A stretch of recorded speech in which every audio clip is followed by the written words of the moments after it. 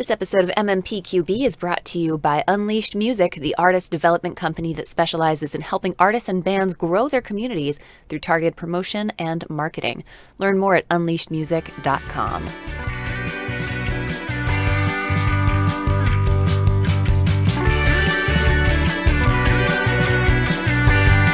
Welcome back to the podcast. Thanks for joining me for another week. I know you have lots of options in podcast entertainment, so thanks for choosing this one. I'm your host, MK. Had a great time nerding out about musical theater this week with Sean Whiteford and Logan Callahan. In fact, we had so much fun that we forgot to mention that Sean is doing vocal coaching via Zoom. So if you're looking for a great professional vocal coach that you can do right now safely, reach out to Sean, SMW Vocal Studios on Facebook. Enjoy the show.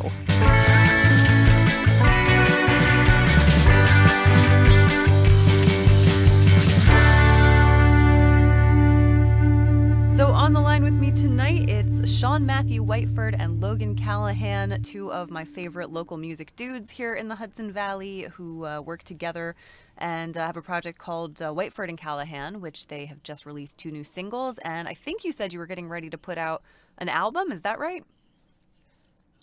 We released, well, first of all, hi. Hello. Thank you for having us. Welcome. Yeah, we released our first LP in June, which is like completely in quarantined.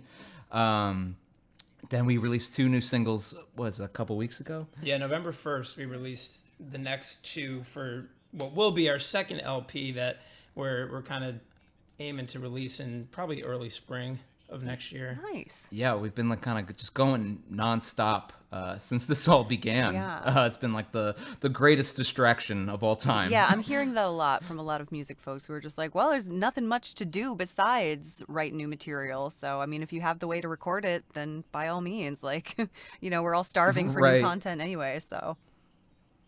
Yeah, absolutely.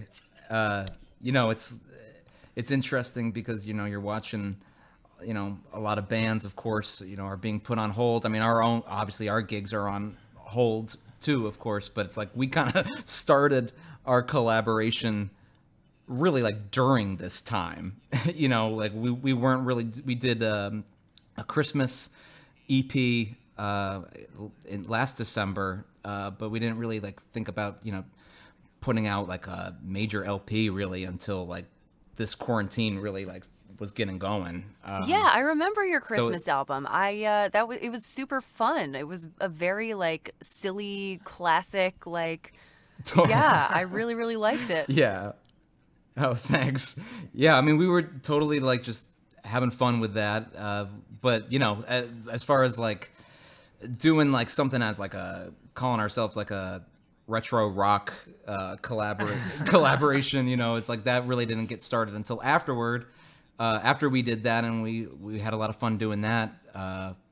But most of our collaboration has really been through quarantine, which has been interesting. Yeah, well, I want to go back to the last time that the 3 of us spoke, which was when I was still on the radio, and you were in promoting your Rocky Horror Cabaret at the Colony. Yeah. So, with that kind of in mind, like you both are very like theatrical performers. I think, it's maybe fair to say that like theater informs some of your songwriting as well. And I listened to the 2 singles that you sent over, and they're so much fun. And it kind of, and I mean this in the most complimentary possible way. They kind of remind me of like some of the like early Jim Steinman Meatloaf collaborations. Oh man, I take that as like that is a great compliment. Good. Yeah, Thank you. I agree. I love that stuff. Yeah, I mean, we're kind of going off a little bit of those we're playing off of those classic collabs, sort of like the Loggins and Messina, Hall & Oates, Whiteford and Callahan, Steinman and Meatloaf, Yeah, no, absolutely. And, you both have very, very beautiful voices, too, that blend really nicely together. So, Thank you. I'm glad that you're working together. Am I right that you're both, like, musical theater people? Well, so last year was actually my first start with doing any of that stuff, it was kind of a point where I took a step away from gigging and took like basically a want ad on Facebook that was looking for auditions for Sean's production of Jesus Christ Superstar. And that was my first time ever really doing that. So it's like we're kind of coming from two different worlds of performance experience where, I've been gigging as a solo artist for the better part of the last 5 years, in and out of different bands too, and writing material. And then, Sean and I came together through theater, which is obviously much more his forte, with Casper Productions, which he's done for 15 years now. So it's kind of like we met through that, and then now I think we're kind of bringing those opposite sides out of each other. It's like, yeah, we learn from each other for sure. Definitely. Yeah, like the rock and roll and the theater coming together. Absolutely. Yeah. I mean, the idea of even doing this, I really wanted to release some original music. I mean, I have like composed before, but musicals, I'll do a self-promotion for a second. My musical is called Girlfriend from Hell, the musical. Look it up if you like. It's an 80s horror comedy. But I mean, as far as anything else, I always felt really nervous to kind of put myself out there in that way, which is, I guess, kind of odd because I am a theater person.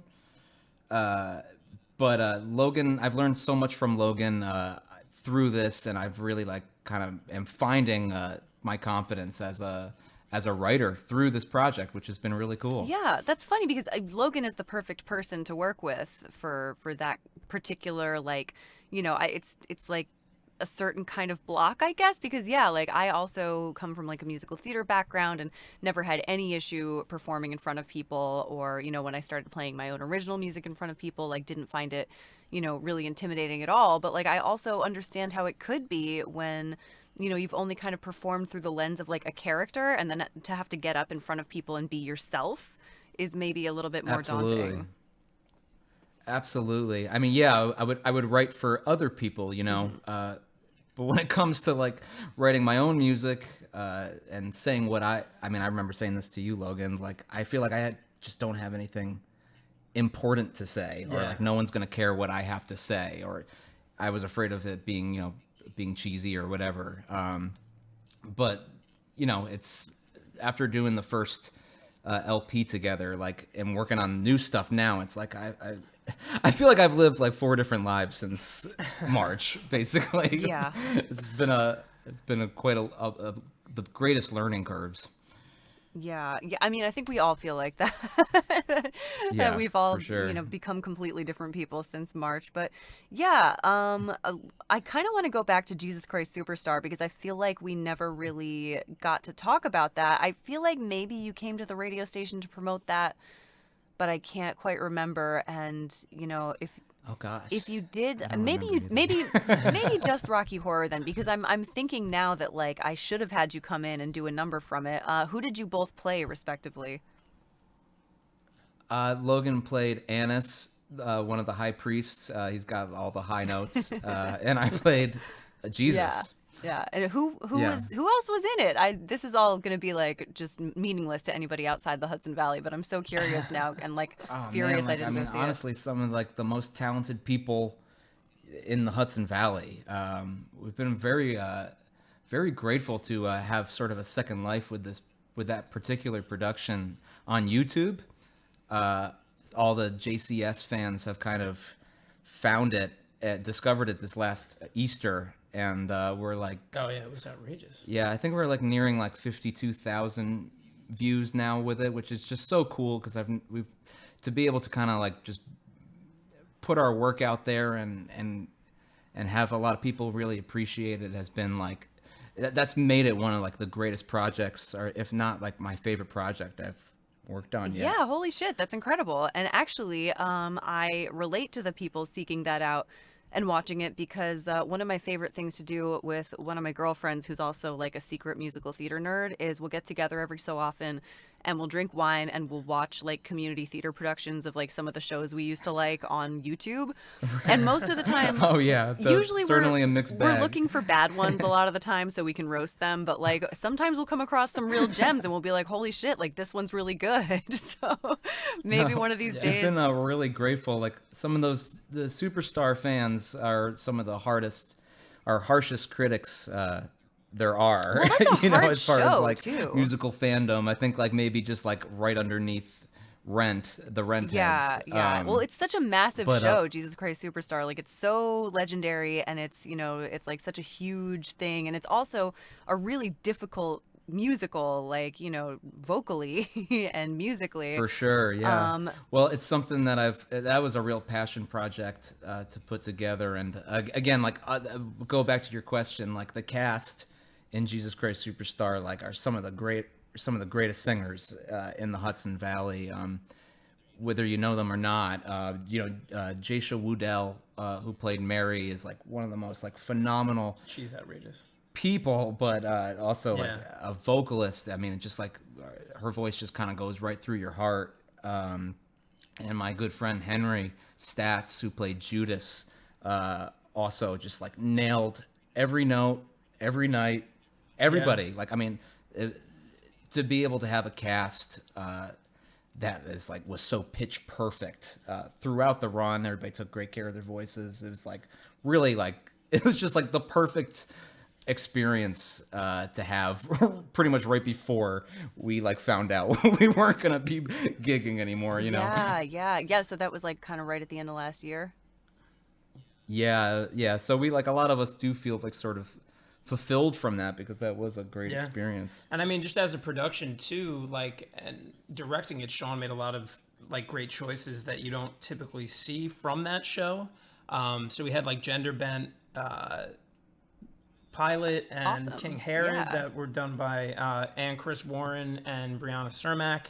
And then most everybody, well, not a good amount of us played our instruments too. Nice. So, Dean DeMarzo played Caiaphas, who was my, kind of the other priest with me. And like, we both played guitar throughout the whole thing.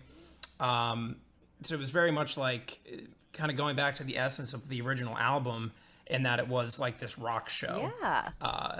And it wasn't so much, it still obviously had the theater aspect, but it was definitely like you felt like you were in this really big rock opera. Right. Yeah. I mean, Superstar does not typically work on stage as much as it's like one of my favorite, if not my favorite musical. A lot of the time, and on stage, it kind of just falls flat for whatever reason. So like kind of we sort of decided to fight against that a little bit, like not make it so much of like a Broadway style production as much as like a rock concert. Yeah, that's genius. And I am absolutely going to find this on YouTube and watch it one of these nights. I've actually Totally, yeah. Check it out. I've never seen Jesus Christ Superstar staged. I think I watched the movie maybe once when I was younger, but I listened to like I went through a big like original Broadway cast recording phase in my teens when I was like a big musical theater nerd, and like that was one of the ones that I wore out. So I know it pretty well, even though I've never actually seen it staged. I have a lot of respect for Andrew Lloyd Webber. I also think he's ridiculous. Sure, yeah. My big Andrew Lloyd Webber experience. Well, actually, I guess I have. Really just one big one. For a second, I went crazy and thought that Les Mis was his, but it's not. But when I was in my, I think, sophomore year of high school. So I went to actually a theater school half the day in Connecticut, like in high school. And like I would leave my regular school and go to like this theater school where we would do like scenes and shit. And we also would, of course, put on shows. And we were the first school to get the rights to Cats, so it was like a really big deal. Oh, sweet. It was like a huge deal, and like everybody lost their goddamn minds over Cats, and like I didn't end up getting in because I couldn't dance for Which shit. is the most absurd. Yeah, it was ridiculous how seriously we all took fucking Cats, and like I didn't get in because I couldn't dance. It was a real shame. I was very upset about it, but I still was like, just living and breathing it with the rest of the school. And to this day, I'm like embarrassed about how into Cats I got for a year, but like it was like this collective insanity that we all went through. We were like, oh my God, it's genius. And now I'm like, it's fucking trash. Well, have you seen the movie? I did see the movie. Oh my God. I don't think I was like, I wasn't prepared for it. I really wasn't. I thought everybody said that it was crazy, but I just was not. There was no way to be prepared the for acid trip that I saw, you know? It was insane. And like, especially going into it knowing the show pretty well, I was just sitting there like, holy shit. Like, I'm so glad I knew the show because I could see like some of the choices that had been made that maybe wouldn't have been obvious if you went in completely blind. Sure. And like, yeah, it was horrible looking, obviously. It was very bad to look at. Oh my God. Yeah, absolutely. Which I think is the biggest problem. I think if they had gone in, like, there's not really a good way to do it, I don't think, but at least, like, if they hadn't leaned so hard on terrible CGI, it would have been a little better. Yeah, they just looked absolutely ridiculous. It was... Whatever that CGI, whatever that design team did was a mistake. It like landed right in this uncanny valley. And like I actually do also think that the original like costume concepts for the stage version are really ugly, but at least it's like I get it. Like there's not necessarily a better way to do it. I think my favorite might have been Ian McKellen. Oh God. It was just like absolutely ludicrous. When he pops up, when he's like drinking out of a bowl of milk. Yeah. Oh God, and yeah, Judi Dench. They also did her really dirty. Actually, Idris Elba might have been done the dirtiest of all because he had to just be like weirdly naked because he took off his weird cat coat, and it was like, wait, so that was a coat, but now you're just naked. I have to be transparent. I think I only watched 45 minutes of it. I did not get through the whole thing. Oh yeah, no. I don't think I even got to Jennifer Hudson's big song. That's a shame. She sang it beautifully, of course. Of course, yes. She also looked tragic. And then there was like the addition of like extra weird plot points where like because the musical doesn't really have a plot, they were like, I guess we have to make it have a plot. So they had this whole like, McCavity is like, has this plan to win the cat contest, and like it just none of it made any goddamn sense. Well, they did that with Hair too. They did. Like the movie version of Hair has a story and has like all the characters are like really fleshed out and like complete opposite of the stage show. Yeah, which just like really that's such a good example of like not everything needs a movie version. Like if it's not going to work, just don't do it. Right, exactly. I actually think probably Rocky Horror is probably that, and Little Shop of Horrors are like the best stage to film adaptations. Yeah. Or they're like one of the best. Yeah, I think those both work pretty well. Little Shop of Horrors, of course, has the cleaned up Hollywood ending as opposed to the stage version where everyone dies. Except now the Blu-ray has the original ending. Right, I saw something about that, and everybody's like, "Whoa, what is this?" And all of us who have been in the show or seen the show were like, "Yeah, that's how it ends." Right? Yeah. Well, it's so expensive. It's like absolutely outrageous that they reshot it in the first place. I mean, it's like this incredible. It's like straight out of a disaster movie, like a Godzilla movie. Really, like it's just buildings blowing up and tons of plants all over the city. It's unbelievable, actually, and it's ridiculous they didn't use it. Yeah, they really went for it. I haven't watched it, but it's good. Oh yeah, it's like definitely the way it should have ended, at least in my opinion. Yeah, no, I mean I agree. Like that was one of the first shows that I was in. I was one of the 3 like backup singer girls. So that's awesome. I have a special place in my heart for that one. And then if we're just talking about our musical theater experience, I don't have that much, honestly. Like, but I was the old lady who buys Fantine's hair in Les Mis. Okay, nice. Mm-hmm. Yeah, that was my. Do you care to sing your part from that? No, I'm good. Okay. So, what else has Castaway put on in recent years? What shows? Well, actually, we were supposed to have sort of like a residency, I guess you could call it, at Colony this year. Right. The first couple shows we did, and Logan and I were both part of that. And we did an 80s night at the Colony, which was just like absolutely crazy. We did about like a close to 2.5 hour show, just back to back, all the 80s hits. We're sort of trying, the plan was to kind of like turn ourselves more into an event company as opposed to like straight up musicals, doing more like shows based off of albums or off of decades. Cool. That you designed and produced and put together. Right, that people could book us for different venues, etc. So that's kind of like the direction we were headed. And then we did another show that we called just Rock the Center, which was at the Center in Rhinebeck, where we did Jesus Christ Superstar, which was like 70s and 80s, which was like just a ton of fun too. And that was also right before quarantine happened. It was actually like a week before everything started to shut down. Yeah, everybody, like people were getting sick when we were doing that show. Yeah. And I remember feeling like kind of weird even at that point. Well, like, I mean, I was sick for 80s night, like before it. And then I think a couple of the rest of like two others were getting of the singers like just were have it like, getting it was sick kind of like a weird, like we don't really know what we're sick with. And we don't need to go into any sort of like conspiracy theory realm or anything like that. But it's like sometimes you wonder, it's like, did we have it then? Yeah. Like late February, like you don't know. But yeah, I mean, and then right after that, everything kind of got shut down. And then, it was, we were going to do Jesus Christ again, like Sean just said. And we were going to do that at Colony. Yeah. Like full blown rock concert version. And then we're going to do our Rocky Horror again over Halloween. Yeah, which it's the first Halloween I ever didn't do anything. Yeah.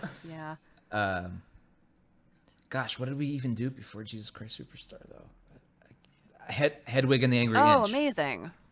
Did you do like the true like one man show kind of thing? Yeah. Wow, was it you? Yeah. Nice. That's daunting. Yeah, and like some of like the musicians in that show too. Like they play almost everything that Castaway does. Like kind of call them just sort of like the Castaway band. Dean DeMarzo, Mark Garthwaite, who's actually from Connecticut, who travels to do anything that we do. Like those two guys are like some of the greatest shredders. Guitar shredders I've ever heard, but they were part of Hedwig and Superstar and all that. Like they're just an awesome group.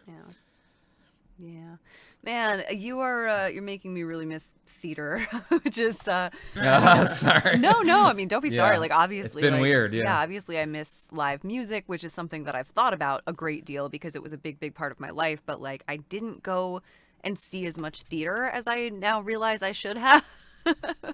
And now I'm like, until the next whatever era, eventually like everybody's obviously like really, really down about Broadway being closed, and it's definitely difficult. I mean, I was definitely really very focused on getting a show of mine, Girlfriend from Hell, off Broadway, and like we've come so close so many times, and like we were all kind of like really pumped, thinking like, oh, this is the year, like this is like gonna be it. We launched our website and everything, and it's just kind of like now that this has all happened, it's kind of like, what do we do now? Yeah, exactly.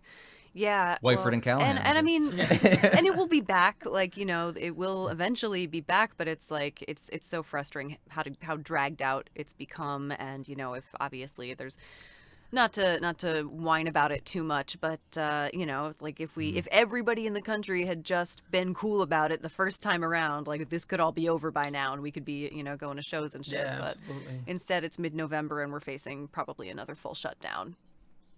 For sure. Yeah. But anyway, yeah, I mean, like you said, like, what do? You find alternative projects, and, luckily the two of you have each other to work with and, keep each other sane, I hope. Yeah, I think so. I mean, it's definitely different for me to not work with big groups of people where a lot of the time, I'm directing, like 20 people or sometimes more than that. It's really, really nice to just like be just chilling, to be able to just like for me and Logan to just be like working off of each other and like do something just a little bit simpler, Yeah. Yeah, and I mean, the two tracks that you sent me, and also I guess the album that you put out in June, they're very like full sounding. Obviously, you've got a lot of layers to those tracks. How did you go about doing that? Was it a remote recording process entirely, or were you able to get together a little bit? Well, so the whole project from so the our debut LP back in June, Father of Cups, was like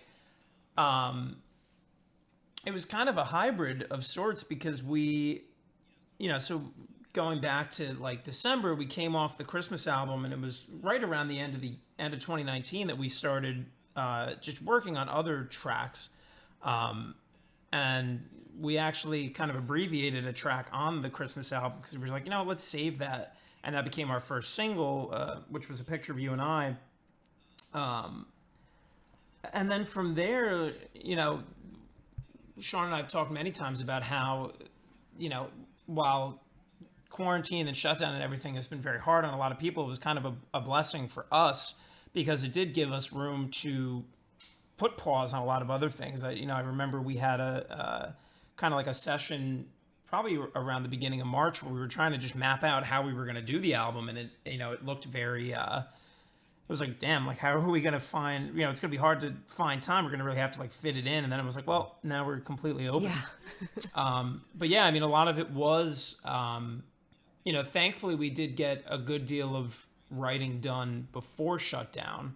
In person For the title track, and a couple other things. But then, it was a lot of, texting and video chatting, and Sean was in Hudson, I was in Saugerties, and we would kind of just go back and forth with we had to kind of make do with what we had. So a lot of the first album was done, Sean would do the arrangements on GarageBand of all the backing track, basically like the percussion and the bass and whatever synth, and then I would go in and lay down acoustic and electric guitar, and then we would do vocals.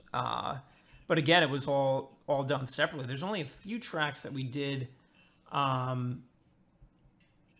Truth of the Matter was one that we did. We collaborated with Ian Flanagan on that one. That one was done 6 feet apart. Yeah, we were all like together in the same room. That song is like very live sounding. But the rest of it was all just done in our separately. separate home studios. Yeah. And now with the two singles we just released, it's like it got to the point where, we're sitting together now doing this interview, and, it got to the point where we knew that we weren't interacting with anybody. So we felt safe, kind of getting together. Yeah, your pod. So, so we did these last two tracks, in the room together in the room, kind of, back to like the Christmas EP days where we're working off each other. And, it presents a different kind of energy. But we did have a good friend of ours that does play with Castaway a lot, Noel Roberge. He played drums on these last two singles at his home studio, and it's you bounce it back through Google Drive and then just toss them into the session. And he's awesome, and I think he definitely added some extra life of course, to these new ones. Yeah, it really is amazing what you can do with like not that much like budget or fancy equipment or like I used to be so intimidated by trying to record things myself, or if I had thought about like doing this podcast like 2 years ago, I probably would have been like, oh, I don't know, I'm not like good enough at sound mixing and like stuff like that. And now it's just like, Sure. with my closet and like a couple of small purchases, like I am able to put this together really easily. And I was talking to Lindsay Rubin about this a couple weeks ago on the podcast from the band Amity, because she and her band have been doing a lot of like remote recording and like fully like just sending each other tracks and she's like doing all the mixing and stuff for the first time, and it sounds wonderful. And she was talking about how like daunted she was by that at first, and how surprised at how doable it is. She has been like, I think we get in our own heads so much about like not being professional enough in some way, and then discovering that like actually the way you the way you become good at something is just by like doing it. For sure. I mean, this was the first LP, I mean, is that was such a daunting task in a lot of ways. I mean, that was the first. I record stuff for my students, my voice students. Sometimes, like, we'll do covers, and I have like, I record my own stuff sometimes. But like, as far as like, man, we're making an LP, we're like making an album, and like, and what does that sound like? I mean, that was like our ideas were pretty big, so it was like, putting all the layers together and having to work with that as like what I would call is like my first time, mixing something. I don't want to say substantial, but like, substantial, like that was really quite a learning curve, and I've learned so much since then. Yeah, of course. But I think like ambition and passion really like will take you there if you've got the drive to learn and like just take a risk. And just and put yourself out there. I mean, that's like one of the biggest things. Yeah, absolutely.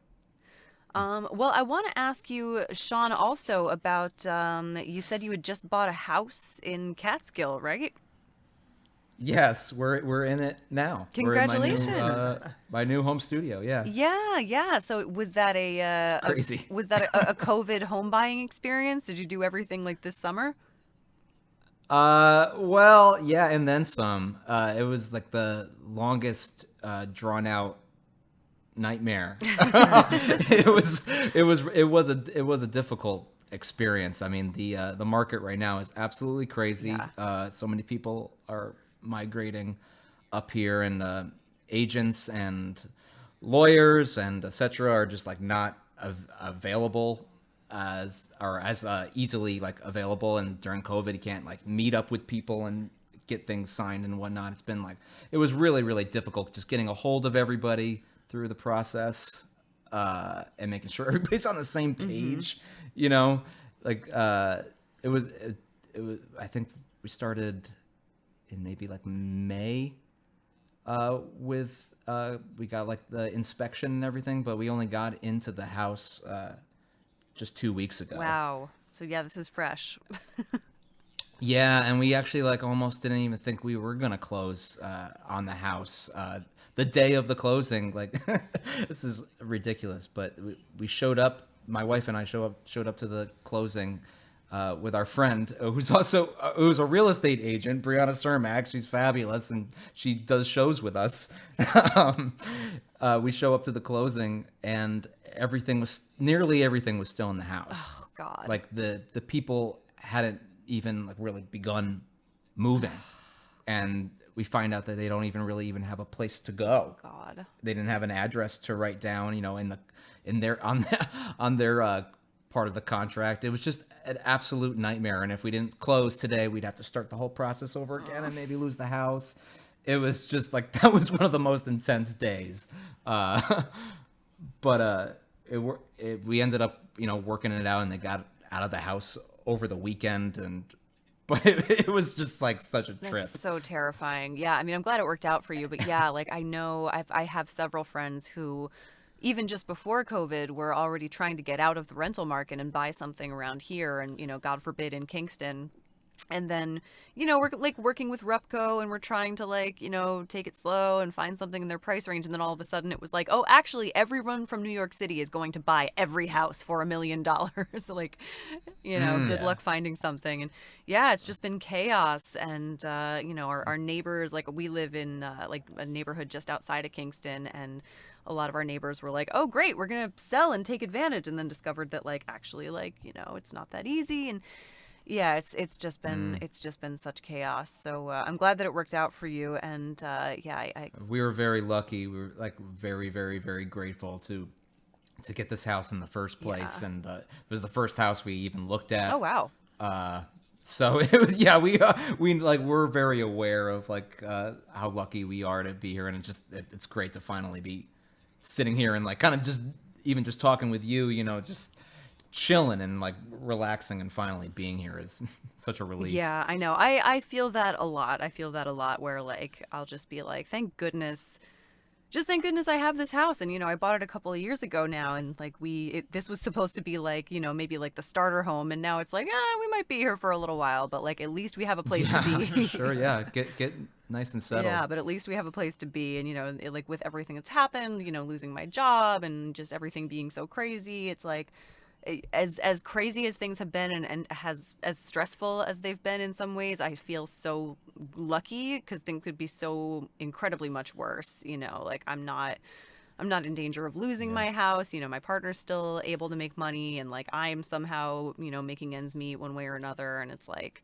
as much as I've been thrown off a little bit, it's like it could have been so much worse. I could be like living with my parents again and just having no idea what's happening. You just count your blessings, every day, it's your perspective changes so much when you're put into a situation like this about all kinds of things. Yeah. And I mean, most importantly, I've stayed healthy, and like, my family and my friends have stayed healthy. Right. And like, that's the main thing right now, really. Yeah.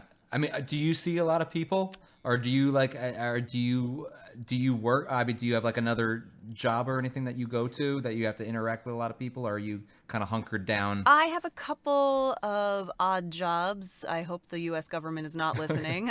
Well, we can edit this out, right? No, the main thing that I've been doing is working in my friend's shop in Beacon, which is on the books, but I only do it 1 or 2 days a week. And Beacon's lovely. Beacon is lovely, and I will say for Beacon, the town of Beacon is great about COVID protocol. Like, even just walking down the sidewalk there, people wear their masks, and the shop is super strict about everybody wearing masks, everybody using hand sanitizer when they walk in. Like, half of my job when I'm there is just like asking people to please use the hand sanitizer before they touch things. And like most of the time people are really cool about it. Once in a while I get an angry boomer who's like, you can't make me. And I'm like, all right, well then please leave.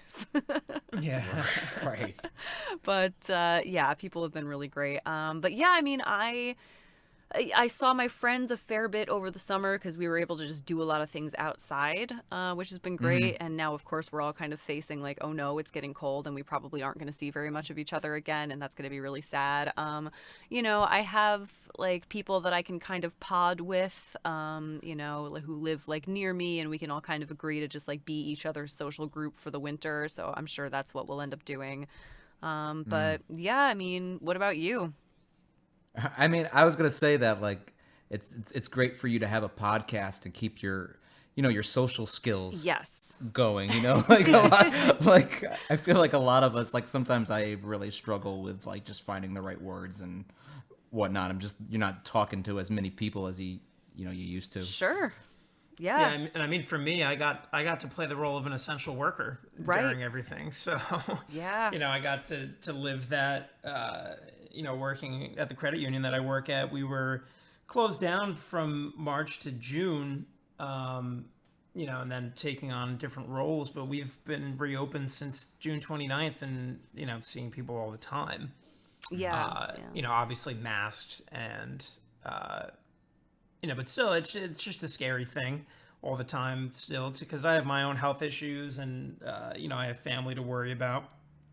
But, it's just one of those things where we have to make the choices that we have to make about who we interact with. And, thankfully, I think we're all still getting some socialization in as much as we can. And but yeah, I mean, it's just, what do you do? Yeah. Logan, your job is really great about it. Actually, I do some of my banking with your credit union, and I went in the other week, and it and it was like locked down. Like the lady came to the door, and I was like, oh, am I just supposed to go through the drive-through? And she was like, no, like take your mask down and show me your ID. And I was like, whoa, okay. Yeah. Like it's like strictly like which so many people have an issue with too. It's like they don't get it until you explain it to them. It's like, well, you're coming into a financial institution and you are covering your face. Yeah. So we need to know who you are first, but we don't want you taking your mask off inside. Oh, it made total sense to me. And like even if she had been like, no, like we're only doing the drive-through, I would have been totally fine with that. It blows my mind that people are still so salty with people over their procedures and their like safety measures. It's like, dude, like you're lucky that you get to even come to the bank. Like yeah, exactly.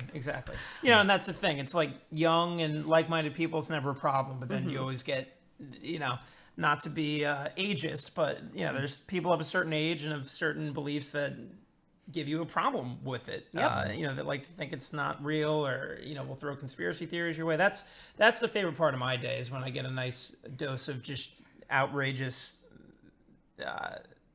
I don't even know what word to put on it. But, I know, without being too mean. The exact things you don't want to be hearing during the day. Yeah, yeah, I know. And I mean, like I think we can put boomers on blast a little bit. They know what they did, and it's true. Like I worked in a lot of restaurants and bars when I was in my 20s, and like now kind of being back in like a sort of retail position, it's like, oh yeah, like younger people are generally a lot nicer, generally a lot more understanding about like human error, or like if I'm the only one in the shop, I can't answer everybody's questions at once. And like young people get that because they see me and they see a human who is just one person. And I think there's a lot of people of the older generation who see retail workers as like some kind of weird robot and like don't really like empathize with them. Really. Yeah, it's nuts. I was like, I had to get out of the restaurant industry because like I really can't. I just am too. I don't know if it's really thin-skinned. It drives me crazy. Like people treating people like that. It really just like got to me. Yeah. Well, it's just unnecessary. Yeah. Like, who has the energy to not be kind? Yeah.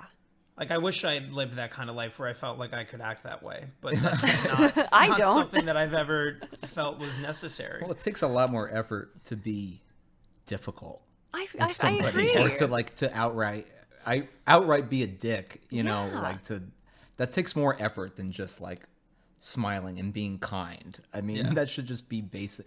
I feel like everybody has thrown etiquette out the window this year. Everybody's kind of have that mentality of like, fuck it, fuck everybody, fuck this. I don't give a fuck. Everything's about I don't give a fuck, giving less fucks. But it's like, gotta give a fuck about something. Well, yeah, like it depends on the context. Pick and choose your fucks. I think like, for example, I haven't been out to too many restaurants in like a sit down situation, but like I did a couple of outdoor dining things over the summer. And, like for me, it was like, I'm going to be extra nice to the people working here because this has to be so stressful for them. And like they, maybe they don't even want to be here, but like they need to make money. So like, I'm going to do everything I can to make their day easier and their day better. And, just be the easiest customer I can and tip well. And then like I feel like some of the stories I was hearing from my friends who were working at restaurants are like people, like other people, especially older people, have never been nastier or more entitled and like are complaining about the safety protocols and complaining about their server wearing a mask and complaining about not being able to sit inside. And like it's like, dude, like again, you're lucky you're even here. Like fucking like it's a privilege, it's not a right. Yeah absolutely. Yeah, I know. And I agree with you that it's always easier to just be nice and be chill, and it makes your life better too. I mean, like, if you're at a restaurant and like your order gets messed up, like, okay, it's frustrating, but like you have two options. You can either nicely say, hey, like this isn't quite what I wanted. Can you fix this? And they'll say, oh yeah, I'm so sorry. And they'll fix it. Or you can say the same thing, but like a dick, and like you'll get the Right. same results, but then everybody will be mad, and you'll make your waitress cry, and like like what's Exactly. and like I think having worked in lots of restaurants, I'm more likely to like offer like a free dessert to somebody who is nice to me and over their mistake, as opposed to somebody who was like a dick about their mistake. Yeah. For sure. Yeah, so that's my restaurant industry rant. I haven't really gotten to talk about that on the podcast yet. No, that was good. Yeah, we get it out. Get it out. Yeah. This is the platform. I know, exactly. This is why we do this. Yeah, no, exactly. This is why it's more fun doing this than radio, because I didn't get to talk about this stuff on the radio. Right. It's not part of the agenda. No, absolutely not. Well, yeah. So, tell me more about the upcoming release. Does it have a name yet? No, untitled. Untitled so far. Yeah. Yeah, it's untitled, but we've got a lot of stuff that we're working on, really, and it's I almost feel like thematically we're going to a different place, because Father of Cups for Sean and I both was like, it was kind of a release of a lot of not necessarily negative emotions, but it was just a lot of heavy stuff. It was our growing pains. Yeah, like growing pains LP. and breakups and like just loss in general. And now we're kind of more in a space of like Coming out the other side. yeah, and that. it's The like- songs are happier is basically what yeah, we're yeah, saying. that's what we're trying to get at. We're actually one of my best friends just got married this over the weekend, and I had one of those little happy songwriting accidents where they were getting married at 1 on Saturday, and I woke up at 8 a.m. and I just wrote a whole song and performed it at the ceremony. Oh, nice.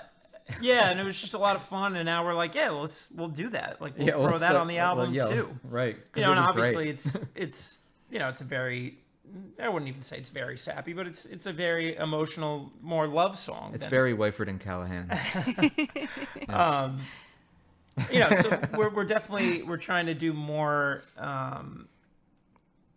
I think just get more positive. organic. And, Yeah, and like also like, gosh, I mean, like if you're making art and you're making music right now, like of course, yeah, like express yourself how you need to, but like right now, I think like our mode is sort of like we want to uplift and we want to make people feel good, and I think that's a lot of what this next one's gonna be, Right. just like really like embracing a lot of kind of like what we were saying before about just like counting your blessings and like really like there's a lot of love songs on this next one, and also just like a lot of I don't know, thematically very much about like just kind of coming out the other side and like knowing that like things are gonna be all right, Yeah, I love that. And actually, I'm gonna play one of the songs at the end of the episode, and because I'm unprofessional, I forget what it's called, but it's the one that's all about that. That's just about like everything's gonna be cool. Yeah, that one. That's the ticket. Yeah, that one. What is it called? I Help think it's me. called Trust Yourself. Yes, Trust yourself. Yeah. Yeah. You knew the one I meant though. Yeah, that's the one. Yeah. Because I listened to it and it just like made me smile, and I was like, yeah, this is what I want to play at the end of this episode. All right, well, I guess mission accomplished then. That's great. Well, so I want to make sure that I leave time for that. So we're pretty much at the end of our time here. But before I let you guys Cool. go, where can we find your music and your socials and all the important stuff? Everywhere.